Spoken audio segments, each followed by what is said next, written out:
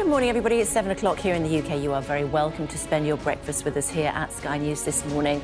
Don't be a muppet. Boris Johnson tells the UN humanity needs to grow up on climate change as he quotes a green childhood hero for many, Kermit the Frog, to drive the message home. We'll ask the Business Minister Paul Scully about that and the energy crisis. Plus, we'll do some proofreading with Labour's Steve Reid as his leader pens an 14,000-word essay with his vision for Britain. Also ahead for you. Having kept the nation fit during lockdown, Joe Wicks now wants to get preschool kids into shape. He'll join us a little bit later on. And Dear John, have you heard the news today? an all-star lineup will be performing at a charity concert to mark what would have been the 81st birthday of John Lennon. Host Bob Harris will be talking us through the lineup later on in the programme. It's Thursday, the 23rd of September.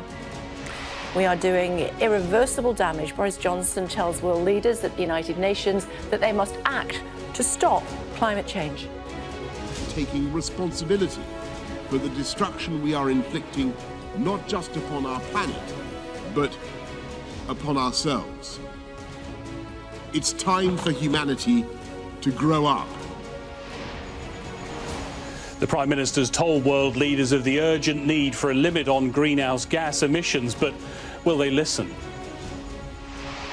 Gas on tap. The government says CO2 production is resuming, but there are still concerns about food shortages on supermarket shelves. We'll hear from the boss of Iceland. Looking for a deal, the Foreign Secretary heads to Mexico as Britain discusses new ways of striking a trade agreement with the United States. A High Court judgment is expected which could prevent unborn babies with disabilities like Downs from being aborted after 24 weeks. I'm live in La Palma, where residents have been warned that Sunday's eruption could bring further acid rain and earthquakes, all because of this, a volcano which is continuing to spew molten lava into the night sky. Weather at home largely warm and fine for central and eastern parts.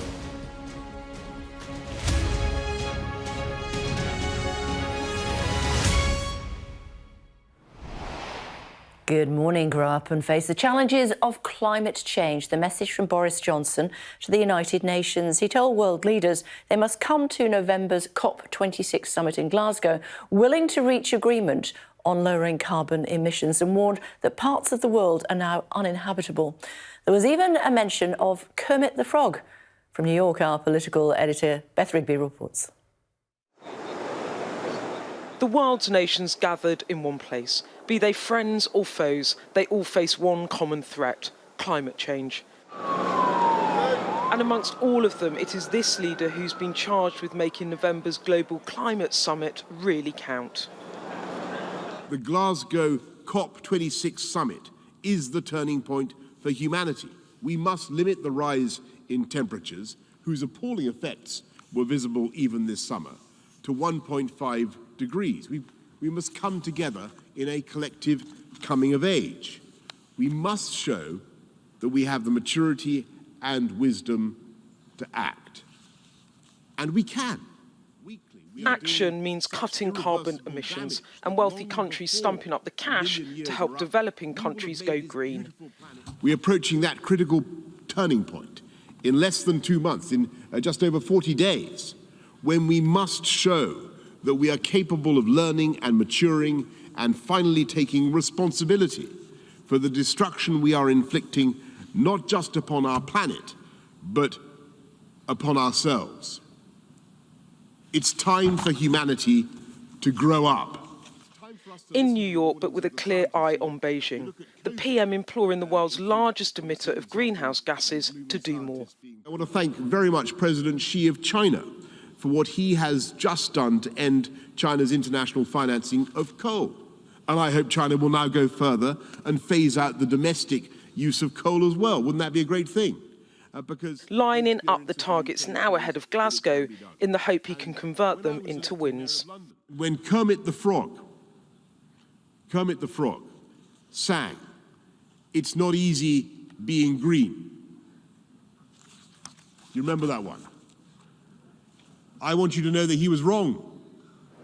Number 10 has always said that this global gathering was an important staging post on the way to COP. And the direction of travel is certainly going the Prime Minister's way, with major powers this week moving on climate change. President Biden has pledged to double climate aid funding, while President Xi will stop building coal power stations abroad. But it is Prime Minister Boris Johnson who wants to own the moment on climate change, and he wants to land it on home turf. The Prime Minister has used his time at this summit in New York to drum up support for the climate cause and hype up his own summit in Glasgow. But with the hype comes expectation. Beth Rigby, Sky News, New York. Well, the government says deliveries of carbon dioxide have resumed following a deal to restart production, but the crisis continues to hit energy firms, with 2 more companies going bust in the last 24 hours. In a tweet last night, the Business Secretary Kwasi Kwarteng said CF Fertilisers have just made their first delivery of CO2 since we struck a deal to restart production. This will ensure supplies to critical industries as the Teesside plant safely ramps up to full production. Joined now by the Business Minister, Paul Scully. Hello to you. Thank you for joining us on the programme this morning. Let's talk about that first of all, should we? 1.5 million households apparently facing a rise in energy bills. More could be at risk, is what we were hearing from Kwasi Kwarteng, actually, when he was sat just there the other day. We're told that energy prices will remain exceptionally high during this winter. Will they? Well, we know that there are extraordinary set of circumstances that have built up with increased demand in Asia, with the fire in Ashford that's caused issues around getting gas over from France. But the majority of our energy actually is developed domestically and with Norway, about 80% between those two. And so we're concentrating on prices. We're making sure that we have that supplier of last resort when companies are leaving the market, so that consumers can be transferred. The energy price cap is clearly keeping prices down, or even with those upward pressures for so many people and consumers around the country. But those are artificially low prices, aren't they? And that is reviewed every 6 months, that price cap. That is undoubtedly going to go up. Well, I mean, there are clearly pressures on that, but what it's still doing, what the energy price cap is still doing, it's still reducing prices, or the cap for millions of people across the country by around £100, up to £100, depending on if it's single fuel or dual fuel. But yes, Ofgem, we've had lots of conversations, the Secretary of State has, with companies themselves, with Ofgem, who, in reviewing that price cap, is clearly going to know that we want to protect customers, not just their supply, but clearly their prices as well. What's your worst-case scenario about how much that price cap will have to go up in the next 6 months? Well, as I say, these are all part of these conversations, because the thing is... So you haven't even thought about it yet? Is, they're all part of the conversations that Ofgem will set that cap at, because supply prices are based on a number of factors. And clearly, as government, we need to make sure that we're planning for the worst-case scenario, because we want to make sure that we can protect consumers. Well, this is what we're dealing with gas companies, with energy companies, and Ofgem at the moment. The Secretary of State has been in pretty well back-to-back conversations with them over the weekend and throughout this week to make sure that we can plan for the, So what is the worst-case scenario for the price cap? Well, that it goes on for longer than a short spike, and this is what. But what does that look like in pounds? What does that look like monetarily for people who are already struggling? I think that will develop. I can't give you a figure now because, as I say, that's really subject. The reason I ask you is because the Joseph Rowntree Foundation can give us a figure, and as far as they're concerned, they're looking at their figures, and they say £1,750 is how much the cost of living crisis is going to increase for families who can least afford it. Yeah, I think what you're looking at there, we were talking about this yesterday, is that's a wider piece of work that they're doing. They're looking at the cost of living in general. What the conversations that I was talking about was specifically yeah, but a big part energy. of that is fuel, especially at this time of year. You have to accept that. Oh, absolutely. No, absolutely. So they can come up with a figure. So why can't they? No, but as I say, that figure that they've come up with is a rounded figure with a number of factors. It's not just talking about energy, and they've made some assumptions in that. What we want to make sure we have to have the very best evidence from Ofgem, from the energy companies, who are basically, it's the energy companies that are setting their wholesale price or buying at wholesale prices. So they're the ones that are going to inform us of how we're going to move Given forward. that you're aware of what they have been saying, they're saying that the cost of living as far as fuel is concerned can be comparable to what hard-pushed families spend on clothing and shoes for their kids. Yeah, look, I come back to the point. We've got the Warm House Homes discount for the lowest paid, for people on certain aspects of pension credit as well, who will automatically get that. We have the winter fuel payment, we have the cold weather payment as well, but that energy price cap, as I say, is still reducing prices by up to £100 for dual fuel use. The universal credit payment. What are we going to do about that? Well, look, I think you guys are going to lose face, so you might as well just do it now. Look, again, the Labour Party were pushing this yesterday without any answers about how it's going to be paid for, because the universal credit, it was there for an emergency situation over the pandemic. An emergency situation. It did the situation. Well, the Chancellor would clearly look at the whole gamut of public finances. So it is something that you would look at? I'm not saying that about the universal credit because I'm not the Chancellor, but he'll look at... Would you pressure him to say, look at it again? He'll look at the whole aspect of public finances in the budget and the spending review that is coming up. But if you were to reverse the universal credit as it is, you have to put income tax up by the equivalent of putting income tax up by a penny and so you're saying it's either 3 pence on fuel. Get rid of the universal credit or put a penny on income tax. You have to find £6 billion from somewhere. Well, don't you think that most people would accept putting a penny on income tax so that people can put food in their kids' bellies and shoes on their feet and heat their homes? It's not one or the other. Well, no, what I'm saying is that you have to find £6 billion from somewhere, and actually what you don't want to be doing, for the lowest paid in particular, is giving with one hand and taking in increased taxes in another. We both know that income tax impacts on the top 5% most. Most, absolutely does. Do you not think that it's up to them in these crisis situations, to be helping people who need the money most? Well, as I say, the budget takes into account the public finances at the moment. What we're doing, we're increasing the national living wage. We've increased income by about 4,000 people, for £4,000 per year for the lowest paid in our society. That's something that fits within my remit. We are increasing wages as well. We're seeing wages going up quite rapidly in some sectors as well. You're not increasing wages. No, we're not. We're seeing it. Sorry, I should have said. We're seeing that going up quite rapidly in some sectors that have been underpaid for some time now, and that's very much to be welcomed.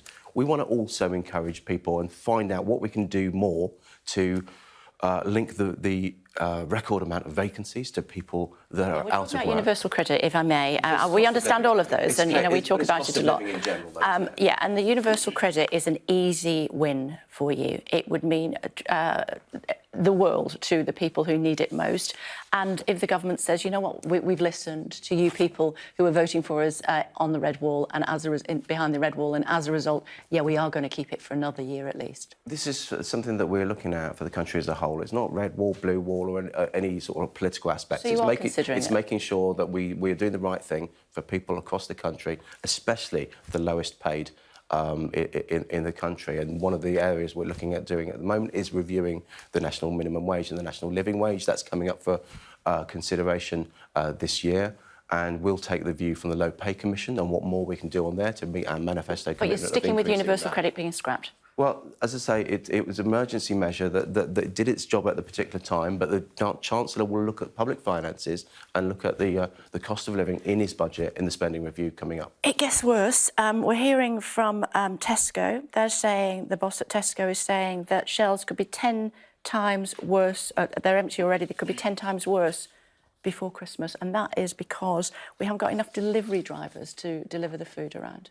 Yeah, so we're doing... there is a global issue, actually. It's not just a UK problem. There's Poland has something like 120,000 HGV drivers short, Germany 45,000. There are issues in Canada and elsewhere as well, other countries. So we're viewers don't care about that. They care about what's happening I'm just here saying, and the fact they can't buy stuff because the shelves are empty. Absolutely, and we were in a cross-government meeting yesterday talking about it. We're talking about it on a regular basis, what more we can do. And what can you do? And so, well, one of the things that we're doing is there are a number of people, there are hundreds of thousands of people in the country that have HGV licences, either full or partial, that are not working at the moment, how we can encourage them back, how we can increase the number of tests to get more people through the system, which has been delayed because of the pandemic, and the changes that the Department of Transport have made will result in about 50,000 new tests over the year, but starting from now so that we can start to get them within the system. Well, there's an easy fix, according to our man from Tesco. He says 14,000 HGV drivers left in the year to June 2020. Only 600 have returned. What we need is a temporary amnesty for bringing foreign workers back. Which is why I started off talking about the fact that this is an issue. Is that something we're looking at? This is why I started talking about the fact that this is in other countries, because actually there's no guarantee. If you've got a shortage in Poland, if you've got a shortage in Germany and other countries around the EU, my question is, should there be an amnesty? There's no guarantee that actually, if you start opening up a route, that actually people will come back in, as the person from Tesco assumes. But clearly, we'll look at all options in terms of short-term issues.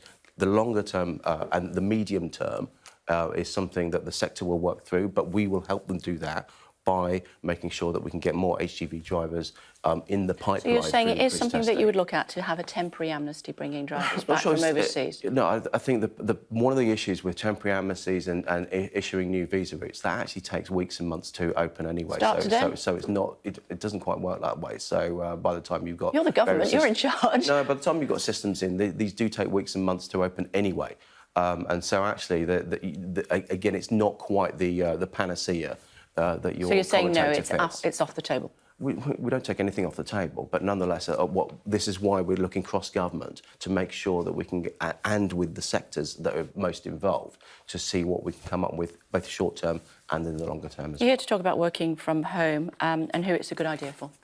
Yeah, and we're making consulting on making flexible working the default option, that people can request to work flexibly. That's not just working from home. It's become known as working from home during the pandemic, this hybrid working, but it might be actually compressing your hours. It might be working core time, but having flexible time, start and finish times, which is brilliant for caring. It's brilliant for childcare in particular. And other people, to give them the flexibility. And what that results in is a happier workforce, a more flexible workforce, and actually tends to lead to more applicants coming into job vacancies in companies that offer that kind of flexibility. Not everybody's on board, though, are they? Ian Duncan-Smith says that civil servants need to get off their backsides and get back to work. Yeah, but that's about the return to work. That's that simple binary thing about thinking flexible working is all about whether you're working from home permanently. Because basically, permanent working from home is living at work. I've done that myself when I was self-employed. And it's a novel idea for a little while. So yes, we do. We want to encourage people back to the workplace. It's not going to be necessarily the 9 to 5, 5 days a week in every workplace, but it's up to employers and employees to have a good discussion that actually works for both. Because you can't have flexible working in every single workplace, but nonetheless, as I say, if you get it right, you get a better workforce, a happier workforce, and ultimately a more productive workforce. Just before I let you go, we've certainly had lots of doom and gloom during our interview today. A lot of parents are thinking, you know what, I need to take my kids away for half-term if I can possibly afford it. These pesky PCR tests cost a flipping fortune. Are we going to scrap them? And if we are we going to scrap them in time for a half-term? That's absolutely the aim. We've got to get, again, systems in place because we want to move to a lateral flow test to make it easier and cheaper for people to be able to enjoy those holidays at half-term. But hopefully by half-term? That's the aim is later on in October. So we know that half-term is looming. We know that people want to get away, but we also want to encourage business travel as well, because that's investment in the UK. It's investment in jobs and creating opportunities for people. It's good to talk to you. Thanks for joining us this morning. Really appreciate it. Thank you. Still to come on the programme for you this morning, we're going to be reflecting more on our interview with the Minister. We're talking about panic buying in the supermarkets. We'll ask the boss of Iceland just after 8 o'clock this morning what he thinks is going to happen next. And he keeps us fit during lockdown, and now Joe Wicks wants to make sure that preschool kids pick up the fitness habit as soon as possible. He'll put us through our paces at 9:30. And the charity War Child are organising an all-star concert for John Lennon, who would have been 81 next month. It's hoped that Whispering Bob Paris will give a shout-out for what we can expect at 9:45. get reaction now to Boris Johnson's speech at the UN now from our US correspondent Greg Milam, who is standing by for us. Hello to you, Greg. He says it's not easy being green. Channeling his inner Kermit. Yeah, and probably the first world leader ever to mention Kermit in the General Assembly, I would imagine. Some Greek mythology thrown in as well, mention of martinis. But the background to all of that was a very clear warning, and one that is COP26, that conference he will chair in 6 weeks, that is a turning point in humanity, as he described it, using this metaphor that our civilization is like a teenager trashing the planet. We need to grow up and understand what we're doing. I guess the judgment on whether that speech was successful or not will come in 6 weeks' time. Whether that was whether COP26 can be a success, because the audience he was speaking to really in that speech was the world leaders who could make or break COP26, the people who can make the decisions. And as well as that speech, that very clear warning, there's been work going on by the UK government in the last few days to get countries to come up with more ambitious targets on cutting emissions, coming up with more money for that fund, $100 billion a year, the fund to pay poorer countries to carry out the changes they will need to carry out. Now, Boris Johnson went to the US saying he didn't feel very optimistic. He's become more optimistic. He says that target now is within touching distance, largely because Joe Biden has doubled the US commitment. So some room for optimism, but I think even he would say the judgment on that speech will come in 6 weeks in Glasgow. Thank you. Thanks a lot. Scientists on the Canary Islands say a major volcanic eruption there could continue until December. Thousands of people have been forced to leave their homes after the island of Palma was hit by giant lava flows and ash clouds.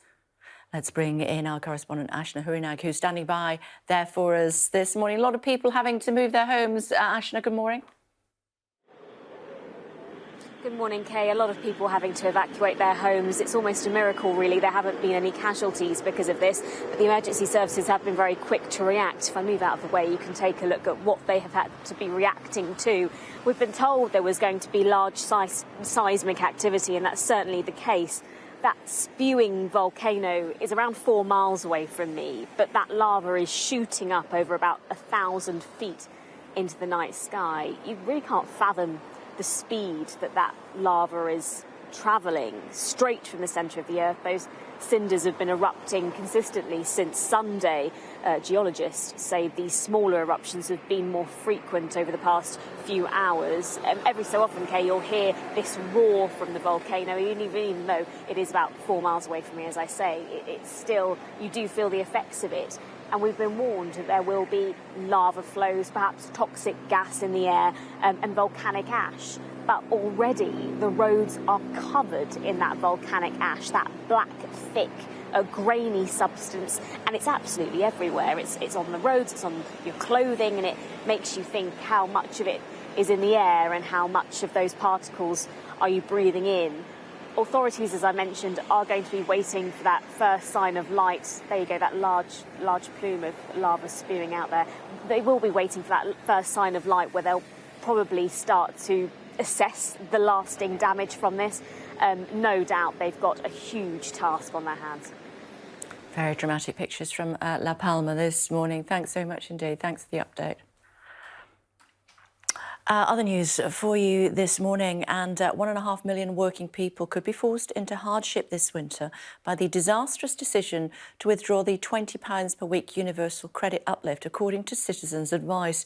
It suggests that 2/3 of working claimants are expected to face hardship when the uplift is abolished at the end of the month. We were talking about that with the Minister, weren't we, a short time ago. Boris Johnson is under increased pressure from MPs to rethink his approach to Iran in order to release Nazanin Zaghari-Ratcliffe. They're calling for the PM to label her confinement as hostage-taking and settle a £400 million debt linked to a 1970s arms deal. Today marks 2,000 days since Ms Zaghari-Ratcliffe's detention. The jury in the trial of the American rap star R. Kelly has started considering its verdict. The 54-year-old musician, who's accused of sexually abusing women as well as young boys and girls, chose not to give evidence. Hundreds of personal attack alarms are being given to women in parts of southeast London following the murder of a local teacher. Sabina Nessa was found dead on Saturday near a community centre in Greenwich. Joining us now is Aisha Zaid with more information. Hello to you, Aisha. Tell us what happened. Well, the police have released some new information on her journey that day. It's believed that Sabina Nessa had left her home to meet her friend at a nearby bar. It was a journey that should have taken just over 5 minutes, but she never made it. She was passing through this park, and it's believed that the police believe that this is where she was attacked and murdered at around 8:30 on Friday evening. Now, a man in his 40s was arrested on suspicion of murder, but he has been released under investigation, and a post-mortem did take place on Monday, but that came back inconclusive. Now, Sabina's body was found near a community centre. They believe the attack took place during a busier time, so police are really urging anyone who may have seen anything to come forward with information. And in the meantime, they've increased patrols in the area and also handed out more than 200 personal safety alarms to women in the area as well. The local community has organised a vigil in memory of Sabina Nessa. It's taking place here at 7 p.m. tomorrow, and they've asked anyone who can't attend to light a candle on their doorstep in memory of her. And amongst the shock and the grief, I think there's a lot of anger as well, because Sabina was only walking to meet a friend. She should have been safe. Okay, thank you.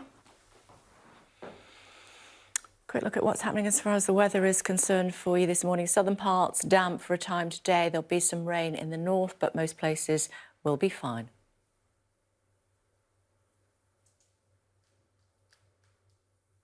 Now, have a look at these pictures. There are cool cats, and then there are very cute cats. Here we go.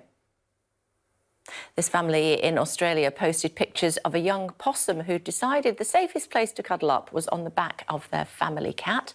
The cat seemed more than happy to oblige. They eventually persuaded the two animals to separate and were able to bottle feed the young possum, which is lovely.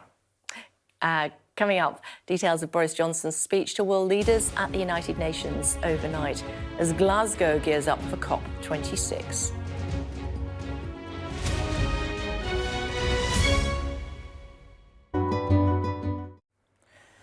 Government says that income tax will need to rise if the current uplift in universal credit is to continue. A temporary £20 increase to the benefit was put in place during the lockdown. Labour says it must be extended. Earlier, the Business Minister Paul Scully said any further uplift would mean a rise in income tax.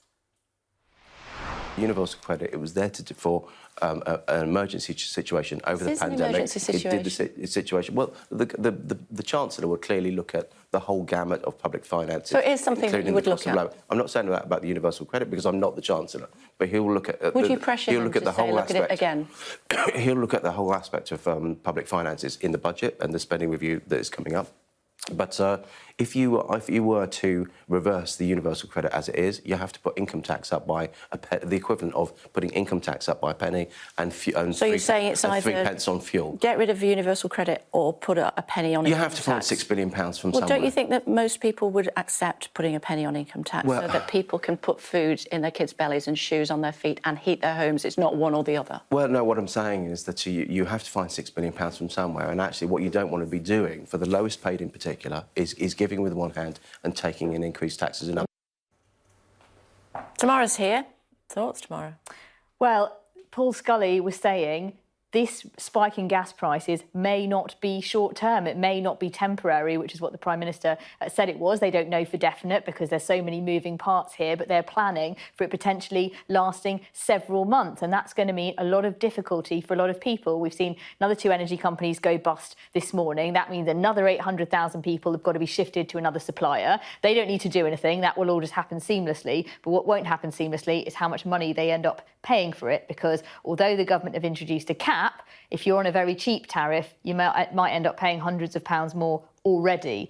And so this is going to be, in the words of the Business Secretary, Paul Scully's boss, yesterday to MPs, a very difficult winter for a lot of people because energy bills are going to go up, food prices are going to go up because of this carbon dioxide issue, and then you've got a big tax hike in national insurance. And I'd say that there are quite a lot of jitters among Conservatives about what this is all going to mean for some of the poorest households, especially when they're looking at taking away that £20 rise in universal credit. And while Tory MPs have not really gone on the record to express their concerns, some Conservatives have. We've seen that the mayor of the Tees Valley, the Conservative mayor there, saying that voters' trust could be shattered in the party. Former leader William Hague saying you need to get a group of ministers together to try and work out what to do about this energy crisis imminently. Crisis, what crisis was sort of some of the feeling that I was getting from the interview. But he did say if we want to keep the universal credit, then we need to put a penny on income tax. One wonders if that might be a policy. Well, he was saying that Labour keeps saying don't take away the universal credit safety net, but how would they pay for it? And of course, the backdrop of all of this is the government don't want to raise income tax. They considered that when they hiked up national insurance and decided that that was more palatable for people. So they don't want to raise income tax. No government ever does. So they say that we have to remove this £20 from all these people because it costs £6 billion. That's a huge amount of money, and we have to start balancing the books. But I think a lot of people who have seen the Chancellor giving out money throughout the COVID crisis are going to notice in November, when we get the spending review, that he's going to be mostly taking away. Yeah. OK, for now, tomorrow's take at 9 o'clock this morning. Of course, looking forward to that already. Now, a stark warning from the Prime Minister, though, to the United Nations overnight. He told world leaders the upcoming climate change in Glasgow is a turning point for humanity. Let's talk about it in more detail. The former UK ambassador to the UN, Sir Mark Lyle Grant, is with us, and the former global engagement director at the White House, Brett Bruen, is also with us. Hello to you both. Thank you for joining us. So Mark, to you first of all, what did you make of the speech? Well, I think it was a classic Boris Johnson speech, if you like. There was lots of flourishes, quoting the Greek poet Sophocles, references to Kermit the Frog, saying that he might change his name after the Greek god of the north wind to Boris Johnson, etc. But it was a rallying cry for the COP26 in Glasgow in 6 weeks' time. He was appealing for more pledges to cut carbon emissions, more money to pay for climate adaptation. So it was a single issue speech at the UN, and I think he delivered it pretty powerfully from what I have seen. Mr. Bruen, how do you think that the UN General Assembly will feel about being told about Kermit the Frog, and actually it is easy being green?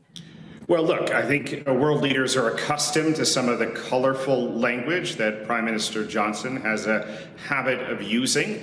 But on the whole, I agree. I think the message was a strong one. And this is a unique opportunity, both for the Prime Minister, but also for the United Kingdom, to show extraordinary leadership in a post-Brexit era. And if Prime Minister Johnson's call to arms and a response, a robust response to the climate crisis is heeded, it will be an enormous diplomatic victory for the British. And I think it's something that Prime Minister Johnson can take credit for. And quite frankly, he has an ally here in the United States with President Biden, focused very heavily on the climate crisis, and I think it certainly helps the billions of dollars in commitments that the Americans have added to that $100 billion goal that the Prime Minister has.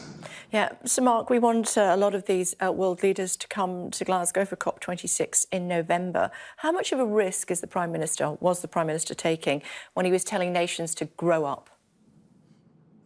Well, I think it's not a new cry, if you like. He uses very colourful language, as Keith was saying, but that's a way of putting across the message. I don't think people will be sort of upset. They know that when they come to COP26 in Glasgow, that they're expected to come with new pledges. A lot of countries have already made new pledges this week in New York and in weeks before. So it's a question of how much they're prepared to offer. Now, I think that there will be some countries that perhaps will be represented at slightly lower level than we would like, partly because they don't feel able to make the sort of commitments that are expected of them. And they'd rather use the COVID-19 crisis as an excuse, if you like, not to turn up in Glasgow. But expect a huge number of countries to be there, and I would expect there to be additional pledges. Whether it will fulfill full expectations of the British government, who knows? But I think the Americans are very enthusiastic. Most of the Europeans are behind it. It's a question of whether countries like China and India, who are now among the biggest emitters around the world, whether they also will come to the party. Mr. Bruin, we know that at the moment it's the Democrat president and very much on side when it comes to climate change. But, you know, in 3.5, 4 years' time, it may be a very different situation in the United States. Again, climate change divides along party lines in the US, and it's very important to the UK that in order to try and get some of these goals over the line, you need to have the United States on board. It's not a given, though, is it, going forward?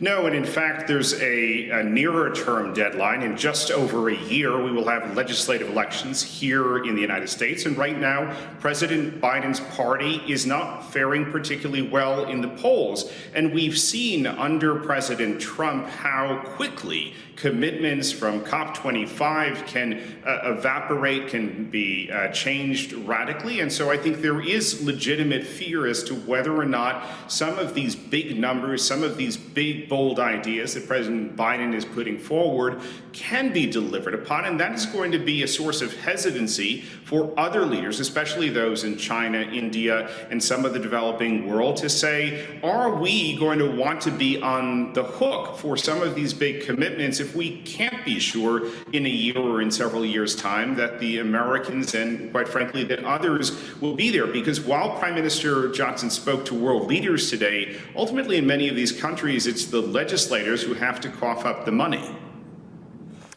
Certainly, Sir Mark, you can't do it without the President of the United States. We saw them in their meeting at the Oval Office. Tensions have been a little bit high between the two sides. How would you describe them now? They looked as though they were pretty relaxed together. Yes, I think the meeting went very well from the British government's point of view. Of course, there's always going to be tensions. There's a change of president. The styles of President Biden and Prime Minister Johnson are rather different. But clearly, there is a lot that they have in common. Climate is right at the top of that list. But also, we've just seen the announcement of the nuclear submarine deal, the defence pact between the United States, the United Kingdom and Australia that has brought the countries together.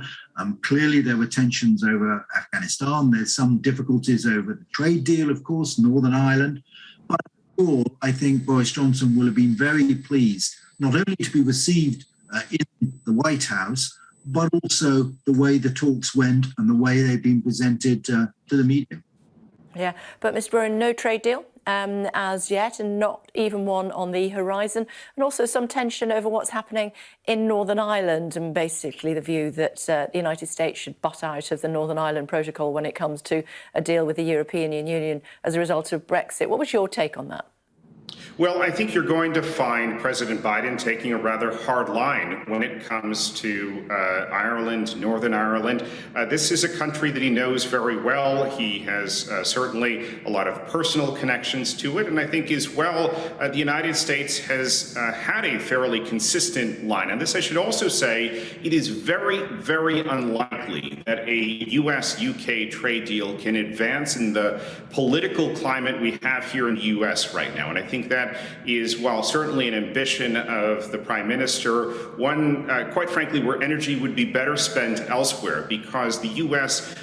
Is in no mood right now to be looking at free trade deals. And I think, quite frankly, what we are seeing right now are other areas, military security cooperation, where the U.S. and the United Kingdom can cooperate, but not on free trade. Gentlemen, thank you for getting up early and staying up late for us. We appreciate it. Thank you. You bet. Thank you. A legal judgment is due this morning, which could have a significant impact on the UK's abortion laws. 2 Down syndrome campaigners are suing the government for allowing children with disabilities to be terminated after 24 weeks of pregnancy. Ali Fortescue reports. Wrong will be right when Aslan comes in sight. Since their wedding a year ago, James has been a constant at Heidi's side. as she fights a very personal battle. I know it's scary to have a baby with Down syndrome. Even my mum was scared when she first had me. Heidi's suing the government for allowing babies with Down syndrome to be aborted after 24 weeks. The verdict is today. All I want is for people to accept us. That's all I want. We are amazing just the way we are. I mean, just see the person behind the extra chromosome. And that's what I did when I met James. That doesn't define us. She is an amazing woman. And I'll be holding her hand and say it's going to be okay. The case has also been brought by Moya. Yay! Fist bump. Whose son Aidan is 2. I've got 2 sons and I absolutely love them both and I value them equally. And I really feel like the law should as well. It's been really hard work. It's quite emotional and it's been quite draining at times, but I just so strongly believe that, Aidan deserves to be treated equally and seen equally. And I would hate for him to grow up and become aware of this law and feel hurt by it. So yeah, I will keep fighting for him. The debate around abortion has long been fraught. The issue here is in a sense different, but ignites the same basic question. When should a mother be able to choose? Conditions which are diagnosed later in pregnancy can be incredibly complex, and these can be very, very difficult circumstances for women and their partners to find themselves in. And our current framework gives women and their partners, their families, time to understand the implications of that diagnosis, to monitor it, to find out more, and to make a decision in the time frame that is right for them and not to be rushed into a decision. Around 90% of women whose unborn babies are diagnosed with Down syndrome choose to have an abortion. All eyes today will be on the High Court and a judgment that could change abortion law as we know it. Ali Fortescue, Sky News. If you've been affected by any of the issues raised in that story, you can contact the Samaritans for help and advice. We'll put the number on the screen for you in the next hour. In fact, there it is right now, 116 123. The Labour leader Keir Starmer has set out his vision for Britain ahead of this weekend's Labour conference. We'll talk to the Shadow Community Secretary Steve Reid in just a moment.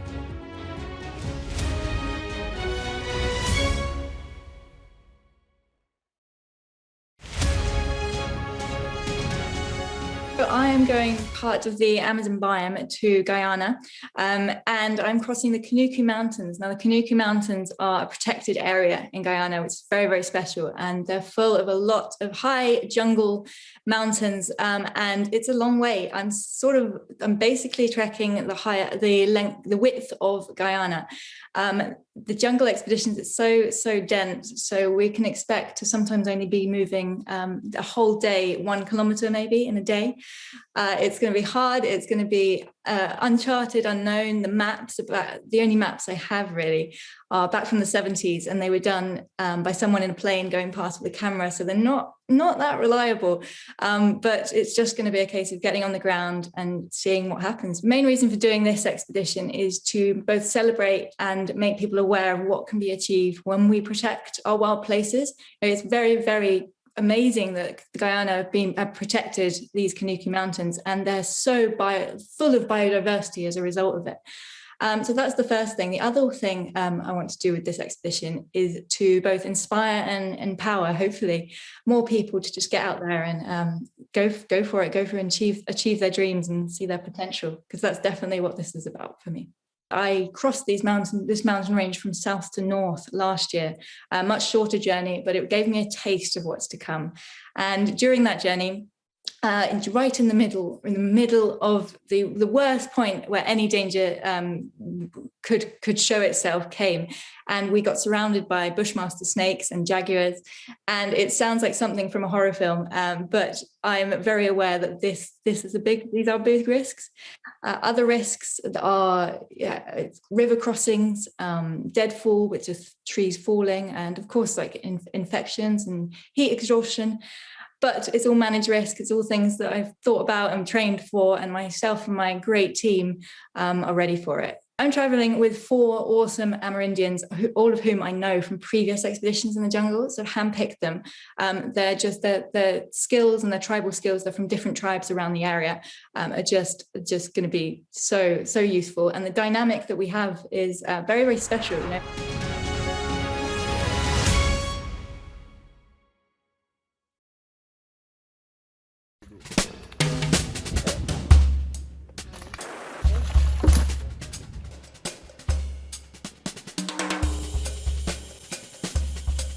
Cercando as áreas, limpando as áreas e progressivamente avançando com os plantios. Isso daqui é uma sentença de morte para os manguezais.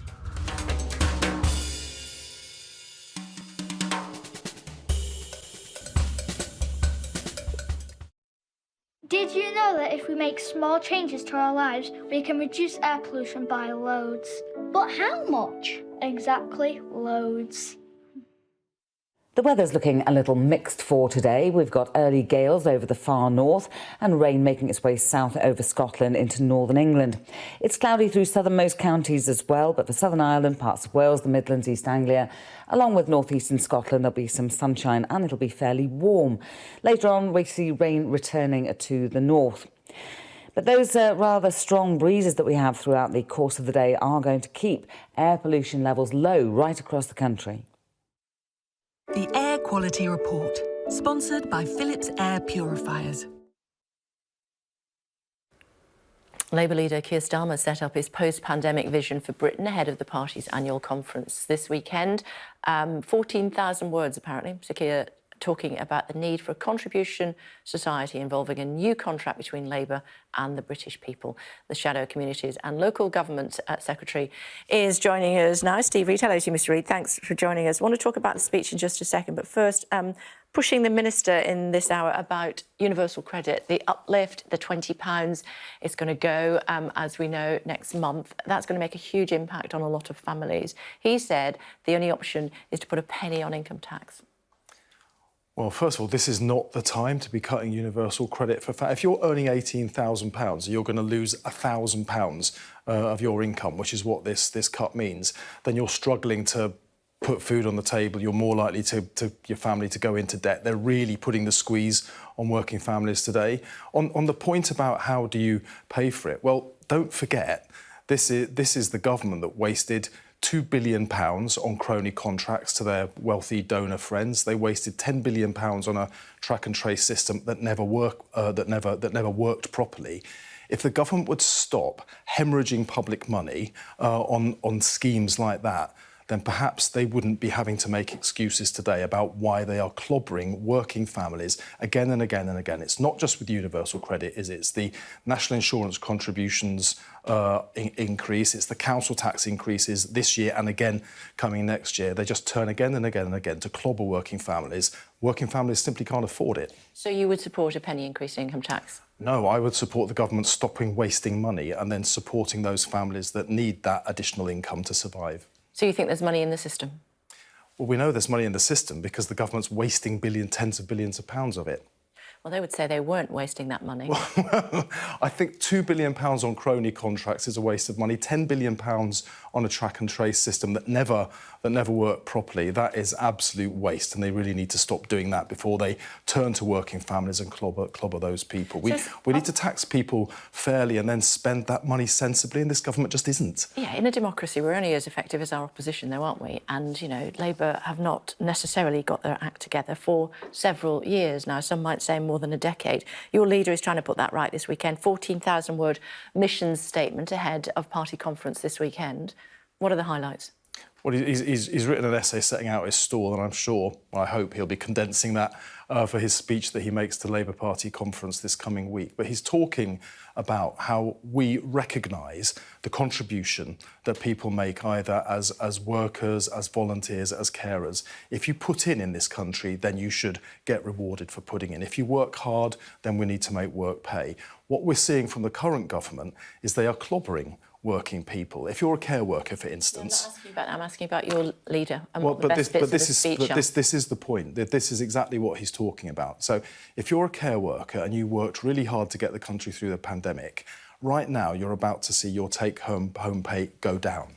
go down because of national insurance contribution increases and no real terms pay increase. If you're working hard as a care worker, you deserve to be rewarded with a pay increase, not a pay cut. So what Keir will be doing, what Labour will be doing, is making sure that if you work hard, we will make work pay. If you're a business and you're making a contribution to your community, we will try and support your business by looking at how we can level the playing field on rates that currently puts high street retailers at a disadvantage compared to their online competitors. We have to make the system fair for working people and businesses. All of this is going to get lost in the weeds, isn't it? Because he wants to restructure the party. The unions don't like it. Some of your colleagues are describing it as embarrassing.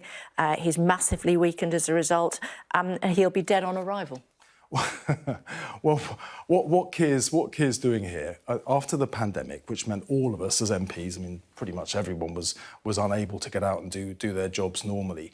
Keir spent this summer going up and down the country doing something that leading politicians don't normally do. He was speaking to voters that were not supporting our party. So he was listening to people that used to vote Labour that are no longer doing so.